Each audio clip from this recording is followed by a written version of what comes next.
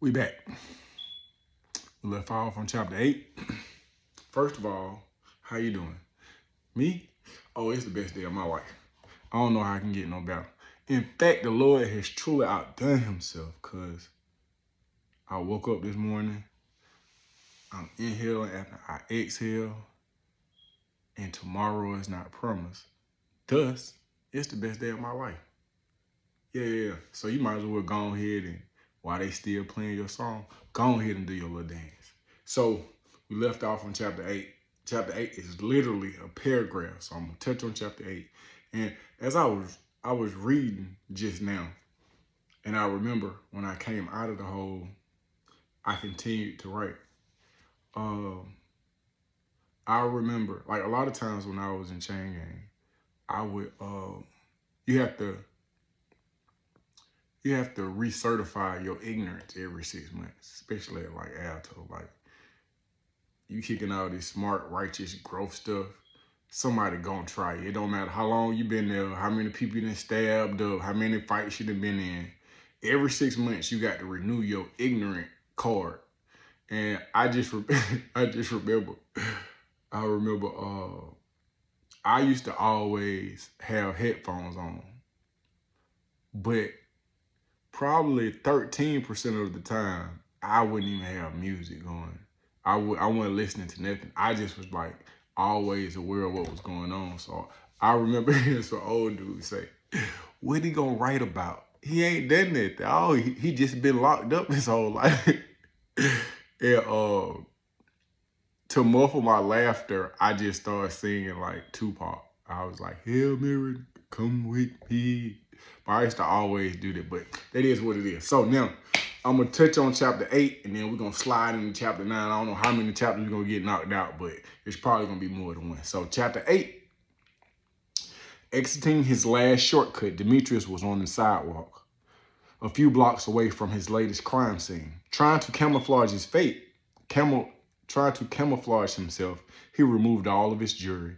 He put his beeper in his pocket and even pulled out his gold grill. The only thing he left on was a wristwatch. A ways back, he had tossed his polo shirt, so now he was dressed in a pair of shorts and a clean white t-shirt. A parade of state-issued vehicles were coming his way with flashing lights and sirens. Demetrius started to run in place.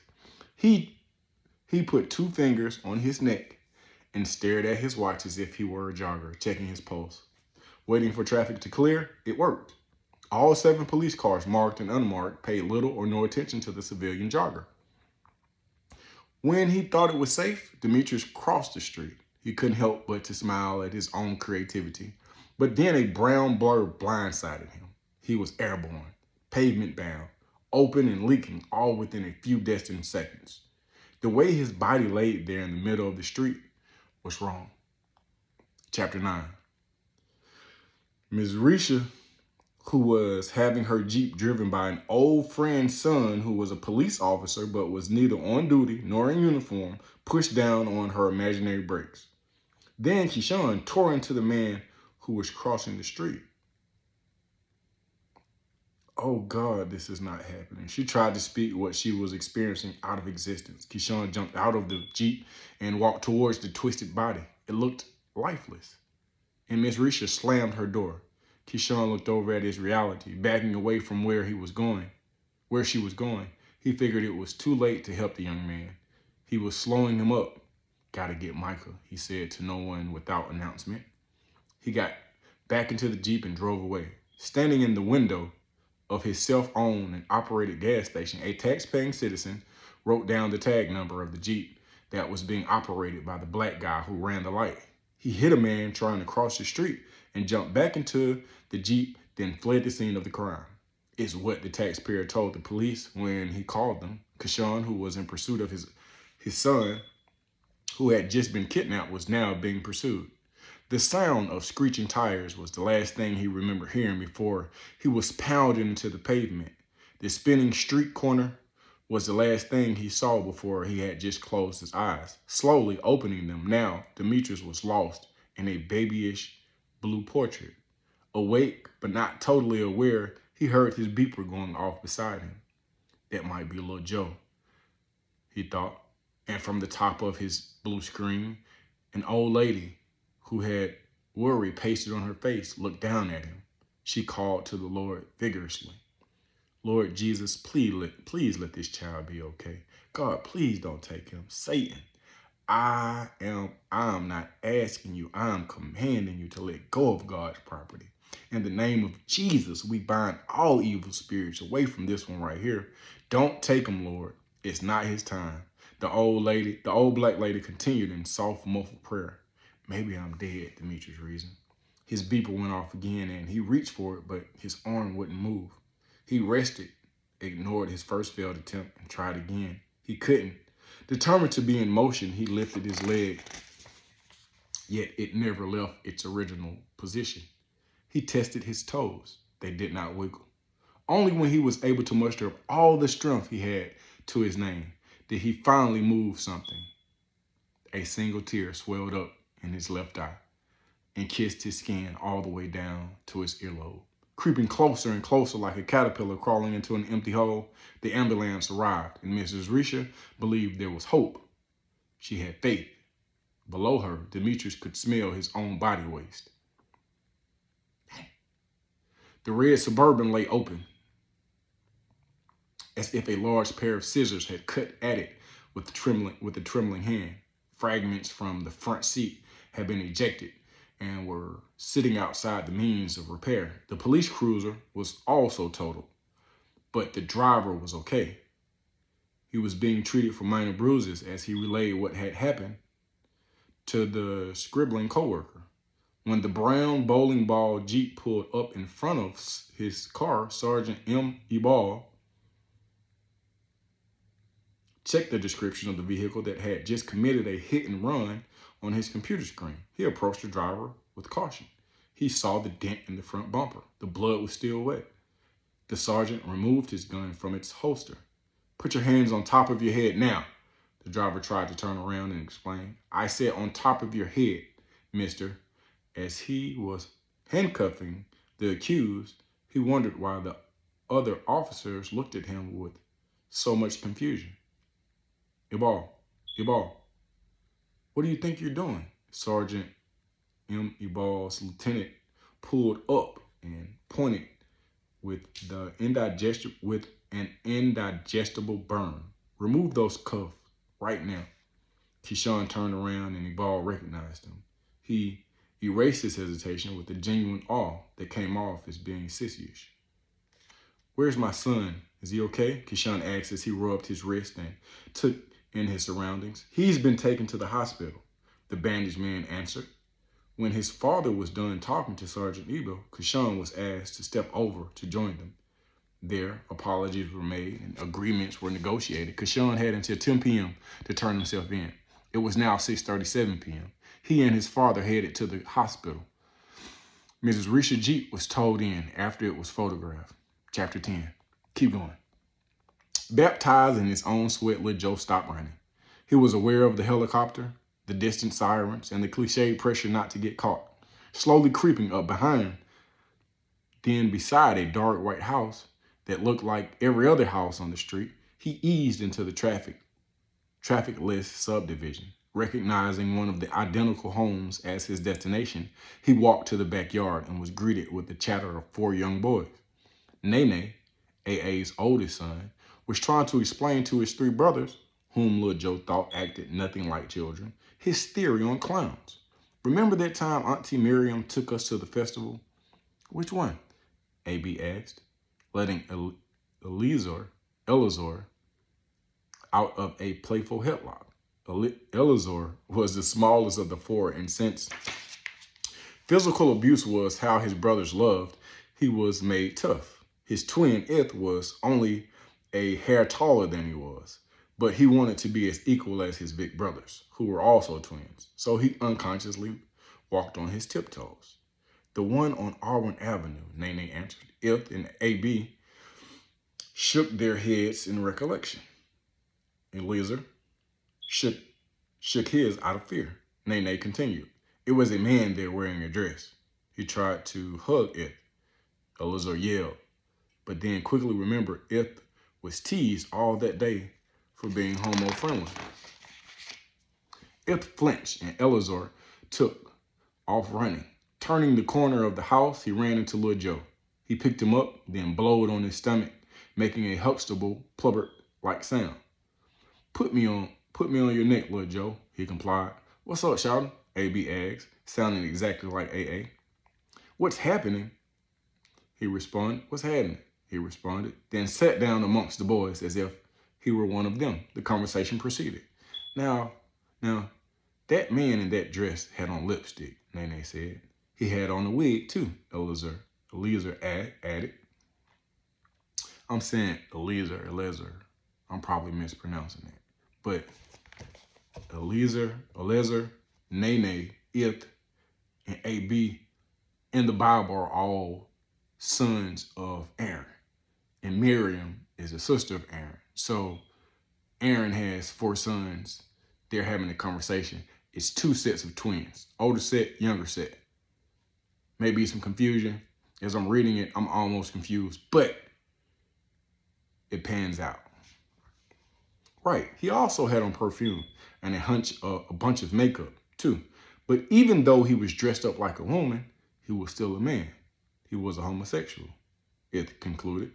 Okay, and y'all remember that birthday party across the street? The one with the clown? That clown had on lipstick and makeup, and he had on the wig. AB was starting to see the light. So you saying that all clowns are faggots? Lil Joe asked. That's exactly what I'm saying. If a man wear a wig and makeup, he's gay. Eliezer looked down at Lil Joe. Why do girls wear makeup? To make themselves look good, I guess. Ith didn't like his answer. I think they're trying to hide something. Hide something? What would a woman who put on a little eyeshadow every now and then be trying to hide? Lil Joe asked. The truth, Nene answered. And once again, Lil Joe had the feeling that he was in the midst of men instead of young boys. Entering the cool house through the back door, Lil Joe went straight to the refrigerator, opened it, and stood there trying to decide what he wanted. I don't know who that is in my refrigerator, but I didn't hear any water running in the sink. A woman's voice surveillanced the kitchen. He ignored her and decided to have some purple Kool-Aid. Hey, do you hear me talking to you? The voice pulled its owner off the couch. When he closed the refrigerator door, AA's twin sister, Miriam, was positioned by the stove with just enough of her white robe open to cause him to stare. Aware but not offended by his natural will to lust, she closed the peekaboo session. Her right breast was the star. But even properly covered with nothing exposed but the beauty above her neck and the lotion shine below her kneecaps, it was undeniable that Miriam was full in her rightness. With a sweet grape on his tongue, he felt at home drinking out of the glass jar. Where's AA and Demetrius? She asked, opening the freezer and removing the ice tray. I don't know, he mumbled. The last time I saw AA, he was ducked off riding out in a tractor full of hoes. And it ain't no telling where Demetrius is at. She dumped 3 ice cubes into this jar. I thought y'all had some business to take care of. Not wanting to talk to Miriam about money, he changed the subject. How's Pimpin' Paul doing? Lil Joe asked. Understanding the question but unattracted to her answer, she paused. And the bundle of unread letters her father sent to her over the last 8 months seemed to be annoying her. He's doing okay. He's just changing. Or trying to change, I guess. What do you mean? Well, since he caught more charges and the feds picked his case up, he's gotten spiritual. Too spiritual. He keeps sending us all these letters telling us about what God wants us to do and how he wants us to do it. It's like he's not even pimping Paul no more. He has his lawyer. How has his lawyer been talking? Miriam slumped in her stance. Lil Joe, the lawyer is not talking. And if we did have the money to pay him to handle this new case, we'd still owe him for the first trial. A needed silence passed over the kitchen, and Miriam wondered if Lil Joe had gone for her plea for financial assistance. She was thinking about fattening her hook by crying on his shoulder, then on his lap, but she didn't have to. She had something on her line. He bit. Did you ask Nick to help out? Lil Joe asked. Look, your Uncle Nick has enough problems running the club. Plus, he's not charging me to dance. And I can work any night I want to. But What I make at Club H Tray is barely enough to keep the roof over my head. A decent ride. Keep a roof over my head and a decent ride. Her developing picture was still a negative. When someone knocked on the front door, Miriam left the dark room and the phone rang. Answer that, little Joe, she screamed from the front room.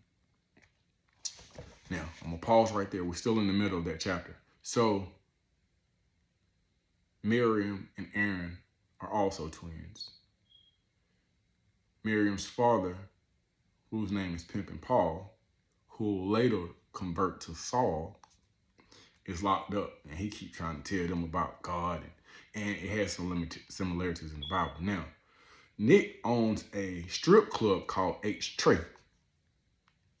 Now, H Tray backwards is Earth, mind you. I had nothing else to do, so I'm just reading the Bible, and I'm like, how can I twist this? So, Club H Tray is actually spelled Earth backwards. Okay, on the outside of the house, Mary Jane, a 20-something curious but not nosy specimen, was standing behind Angel, wondering if this white woman in front of her was mixed with something.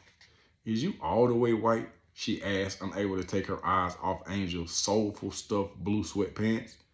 Angel looked back at the new girl and curved her lips. Why did you ask me that? Angel asked. Because you got an ass like a black girl. That thing can't be real. Mary Jane tested and found that not only was it real, but it felt better than it looked. Thinking with her actions, Mary Jane turned and looked at her sexy but small backside, then tried to poke it out. When she lost interest in herself, she looked up. Angel and a lady that was brown but equally as thick as a Caucasian was watching her. You must be Mary Jane, Miriam asked, humored by the girl's embarrassed expression. As she entered Miriam's house, Mary Jane was being watched from across the street. So you telling me that you don't know where Demetrius is at? AA asked. Lil Joe eyed the familiar and unfamiliar woman who followed Miriam into the kitchen. No, but you know how Shawty is. AA's talking to... No, Lil Joe is talking to AA on the phone. That's who called on the phone. Now, but you know how Shawty is. He bound to come up with something. Have you tried beeping him? Man, I done beeped this nigga about 4 times in the last 30 minutes. He might have his hands full. If you hear from him before I do, tell him that I got flesh on standby. Hoping Lil Joe was right about Demetrius, AA imagined what would happen if things didn't go as planned. I'll holler for it, yeah. Miriam expected that AA wanted to talk to her before he hung up, so she held her hand out to Lil Joe. He gave her the phone. Hello? Hello? She threw a wet rag at him as he headed towards the front door. Hey, Lil Joe. Bye, Lil Joe, Angel said as Lil Joe walked past her. He was too unnecessarily obligated to stop and chat.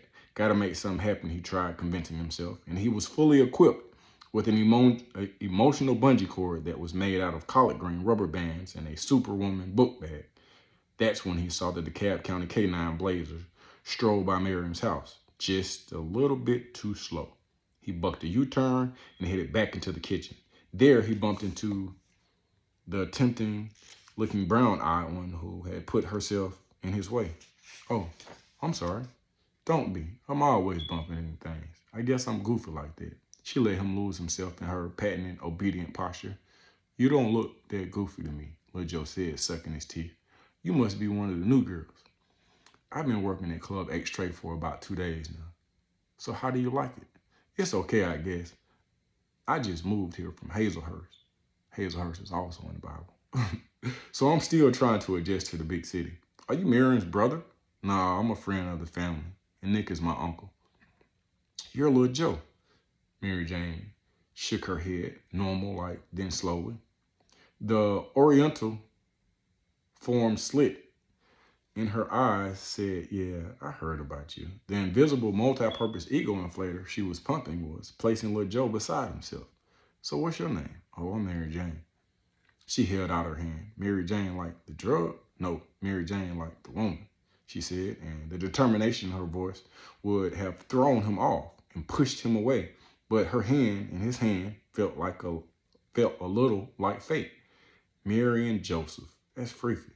So do you work tonight? Yeah, niggas got everybody coming in. You know, this is the last night of freaking again.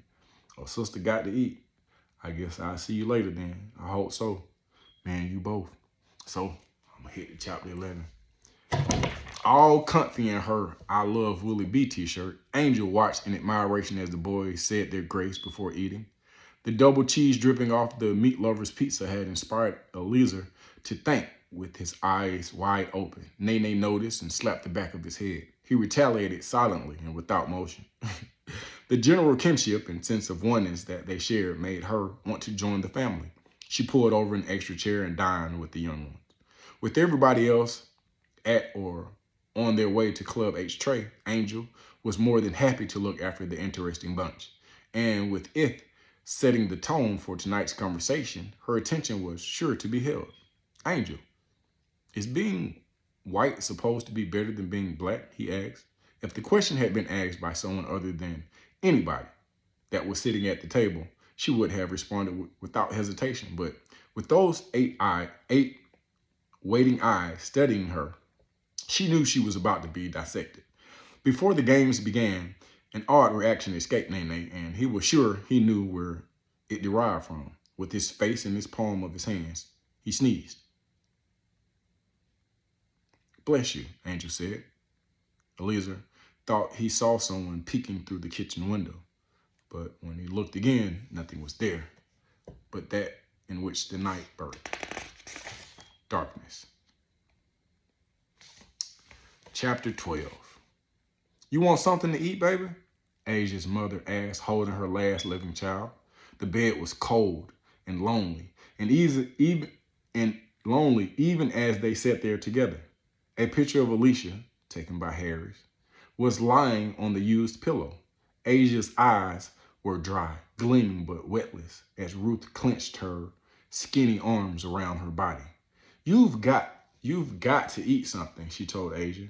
I'm not hungry, Mama. Almost the same size as her dead daughter and as equally attractive. Ruth could have passed for one of their friends. Her dress code was that of a 19-year-old, and although she demanded respect as the mother, she did it in a way that made others want to give it to her as if it were a package they were delivering to its rightful owner. Ruth was easy to please. She was one of those mothers that schooled her girls on the hard knocks that life offered, but she was also known for clubbing with Alicia, especially when the Black Chippendales were in town, or shopping with Asia. That's who Ruth was. She didn't have a problem with the traditional mother-daughter relationship, but she also believed in sisterhood, womanhood, and just plain having a good time with her babies. Ruth was a good mother, and Alicia was her firstborn, her heart, a junior her. So instead of holding, she was now being held. Asia could not cry anymore. Ruth did it for her. Asia wouldn't cry anymore. She reasoned, but she did it with hands that were still filthy with blood. Asia saw the shooter being taken away in cuffs. The driver of the LeSabre was definitely in fault, and he would pay. She swore to herself that he would pay. But there was one being who had, for some reason, stuck out on her to-do list. Lil Joe, she mouthed his name. You will pay. I'm going to do chapter 13, too. When he was brought in, Demetrius' personal possessions were gathered and placed into a box. His clothes had been cut clean off of his body. As he slowly opened his eyes, his reality was airbrushed with paint from the hottest neighborhood in hell. Men of 3 different nationalities with a total sum of 11 degrees, and the know-how of some of the greatest minds ever to perform in the medical field were going over his x-rays. After they viewed and reviewed and a deliberation was in, the patient was paralyzed. For a considerable amount of time, one of the doctors only remembered that he was a helper and that the man lying in the next room needed his help. He ignored the others when they looked at the damage that had been done and decided that there was no hope. Instead, he nibbled his nails and prepared to go against the grain. Let the Lord use you. Chapter 14. Let me see how long chapter 14 is. Chapter 14 kind of long. We're going to stop at chapter 13. Look, I need for you to share, like, hit the notification button, subscribe, share, like, hit the notification button. That was Shawty. chapter 13. We're gonna start back. It's gonna come a little fast. I'm not gonna wait the 7 days no more. I've been uploading every 7 days. I'm not doing it anymore. I'm gonna come back tomorrow. We're gonna dive into chapter 14 because it's kind of long. Chapter 14. When he was still being addressed as Hassim, Nick was left in the dirtiest South, with red clay sprinkled upon his torso. His grandmother, who was too good for this world, passed away when he was 12. Hassim did not know his parents, and to his knowledge, he didn't have any brothers or sisters. Forced to fend for himself on a battleground that would later be known as Little Vietnam, East Lake Meadows, Nick scraped the game and all of its perks off the curbs of East Lake Meadows. At 17, he set up shop in the unsympathetic land with an understanding that the more money you obtain, the more options you had. Petty hustling with many manila envelopes of marijuana and a stable of prostitutes, Nick was thirsting for an opportunity to expand. Cocaine in its deadliest form was presented to the hoods of Atlanta in the early 80s. Because he was known, young and ambitious, he was chosen. In the first days of trial, cocaine, which was still being snorted and sometimes smoked in its powdered form, silently swiped the souls of cable-ready men and women in selected parts of the city. Then it began to spread. Refusing to get high by any means, Nick was often considered to be too serious, even square. And when hot powder was just getting good to customers who started needing it instead of wanting it, he caught up with a slick talking cat from Detroit. This cat called himself Pimpin' Paul. I'm gonna start right there. But what I did was we dived back into the day before East Lake Meadows got popular. And I'm gonna say this, Nick is Lil Joe's uncle. And he used to be called Hassim. But Hassim backwards is Messiah. So in my mind, I'm like, Lil Joe, Joseph's daddy was Messiah. So Lil Joe's uncle, who is Nick, we're gonna call him Hassim. Hassim owned Club H Tree. We're gonna stop right there. Like, subscribe, share. Man, leave some comments, ask some questions. I'm gonna see y'all next time. It's the best day of my life. It's the best day of my life because tomorrow's not promised. I'm inhaling after I exhale. The Lord has truly outdone himself. While they playing your song, go on, do your little dance.